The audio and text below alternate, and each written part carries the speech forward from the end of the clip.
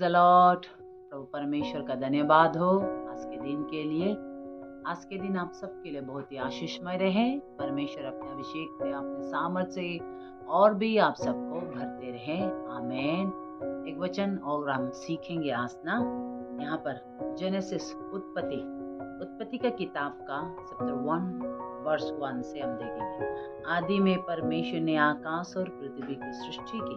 पृथ्वी बेदौल और सुनसान पड़ी थी और गहरे जल के ऊपर अंधियारा था तथा परमेश्वर की आत्मा जल के ऊपर मंडराता था। जब परमेश्वर ने कहा उजाला हो तो उजाला हो गया। आमीन, हालेलुया। मेरे प्रियजन, परमेश्वर ने आदि में सबसे पहले सृष्टि की ना, पृथ्वी की सृष्टि की। और वो पृथ्वी सृष्टि करने के बेदौल और सुनसान पड़ा था, कुछ भी नहीं था। और उसके ऊपर आत्मा मंडल आया, परमेश्वर की आत्मा मंडल आया। तब उसके बाद परमेश्वर ने उसके मुंह से बोलना शुरू किया।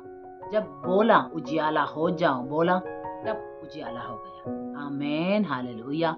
इसी रीति से मेरे प्रियजन, आज ना परमेश्वर ने हम आपको पहले से सृष्टि किया। माँ के कोख में आने से पहले ही प्रभु ने हमें सृष्टि किया। उसके कारण से माँ के कोख से लेकर हमें जन्म दिया। लेकिन जब तक परमेश्वर की पवित्र आत्मा हम पर नहीं उतरा था, तब तक हम बेदौल और सुनसान पड़ा हुआ था। आमीन। हम रूप में नहीं था ना।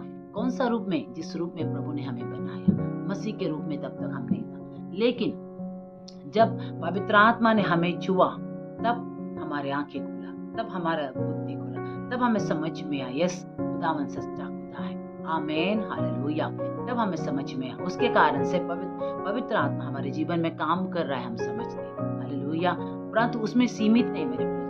पवित्र आत्मा छुआ ना, पवित्र आत्मा आपके ऊपर मंडल आया, आपको छुआ, वो ठीक है। आपको अभिषेक दिया, वो ठीक है। लेकिन पूरी तरह से आपके जीवन में काम करने के लिए, जैसा यहाँ पर लिखा है, जब परमेश्वर ने कहा, आमीन, जब परमेश्वर ने कहा, तब प्रभु ने कहा उजियाला हो जाओ, तब उजियाला हो गया। आमीन। अब नीचे और पढ़ने से परमेश्वर ने फिर कहा, फिर परमेश्वर ने कहा, ऐसा लिखा है। आमीन। इसी तरह मेरे प्रियजन, आज हमें घोषणा करना है वचन का। आमीन। हमें वचन का घोषणा करना चाहिए, हमें वचन से बोलना चाहिए, घोषणा करना चाहिए। आमीन, हालेलुया। पवित्र आत्मा आपको छुआ है, पवित्र आत्मा से आपको भरा है, अच्छा है। लेकिन पूरी तरह पवित्र आत्मा आपके जीवन में काम करने के लिए आपको वचन से क्या है, अपने ऊपर घोषणा करना है। आमीन। आज बहुत से लोग वचन पढ़ने से दूसरों को प्रचार करने के लिए पढ़ता है। नहीं मेरे प्रियजन, आप वचन पढ़े, अपने लिए पढ़े। आमीन। आप वचन से भरे रहेंगे, तब ना आप लोगों को वचन भी प्रचार कर पाएंगे। आमीन। आप वचन पढ़ना है और पढ़ने के बाद अपने लिए उस वचन को घोषणा करो, बोलो। अब वचन परमेश्वर के मुख से, हर एक मुंह से निकला हुआ वचन से मनुष्य जीवित होता है। आमीन। हमारे मुंह में है जीवन, हमारे मुंह में मृत्यु।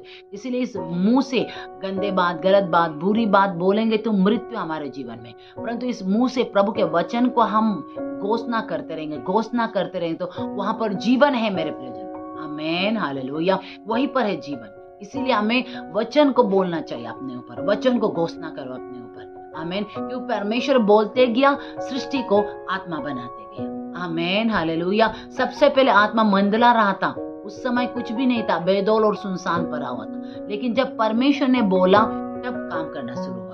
आमीन। उसी तरह से हम और आपको, आप पवित्र आत्मा से पाए हुए लोग, मेरे सुनिए, आज बहुत से मसीह भाई बहनों पवित्र आत्मा से भर गया, पवित्र आत्मा भी पाया, फिर भी अधिकार के साथ जीवन नहीं बिताते हैं ना। बहुत लोग बोलते हैं डिलीवरेंस, इतना डिलीवरेंस करता है, पूरा चर्च में आते, पवित्र आत्मा छूता है, रोता है, हंसता है, रोलिंग करता है, ना कांपता है। वो बहुत से पवित्र आत्मा के चिन्ह को उसके द्वारा देखते हैं, अन्य भाषा भी बोलता है, पूरा करता है। लेकिन बाहर निकलने के बाद फिर से क्या है, अंधकार में जीवन बिताते हैं, गलत काम करते हैं। फिर वो बोलते हैं हम करना नहीं चाहता, उसी को ही हम करते हैं। हालेलुया। हम जिसको बोलना नहीं चाहते उसी को ही बोल लेता है, हम पूरा नहीं सकता है। क्यों नहीं सकता है? कारण यही है, हम वचन के द्वारा घोषणा नहीं कर रहा है। तब मैंने इसको ढूंढा, इसको देखा, पवित्र आत्मा ने मुझे सिखाया। मेरे प्रियजन, हमें घोषणा करना चाहिए। आमीन। मैं भी पिछले जीवन में 2006 से पवित्र आत्मा ने मुझे छुआ और उसके साथ पवित्र आत्मा के साथ मुझे चलना है बोल के हम कर रहे। फिर भी हम कितना बार क्या है, चुक जाते हैं, नहीं सकता है, क्यों नहीं सकता, ऐसा सोच रहा था। हालेलुया।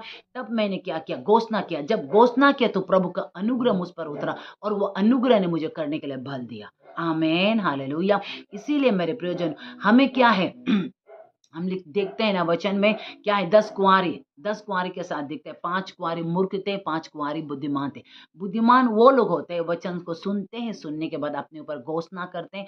घोषणा करने से पवित्र आत्मा आपके ऊपर काम करेंगे, पवित्र आत्मा आप पर काम करेंगे तो आप जलने वाला दिया बनेंगे। आमेन। यानी कि आपका दिया जलते रहेंगे। आमेन। उस जब आप वचन घोषणा करते हैं तो हमारे अंदर एक व्यक्ति है जो आत्मा है, वो तृप्त होता है। वो तृप्त होने से वो क्या है, मजबूत वाला व्यक्ति बने। वो मजबूत बनेंगे तो हमारे शरीर पर, हमारे देह पर, हमारी प्राण, हमारे मन के ऊपर ना, वो क्या करे, हमारे प्राण के ऊपर, हमारी भावनाओं के ऊपर, हमारे क्या है, विचारों के ऊपर, हमारे ख्यालों के ऊपर, हमारे इस देह के ऊपर, शरीर के ऊपर क्या है, आत्मा प्रभुता करेंगे। आमेन, हालेलुया।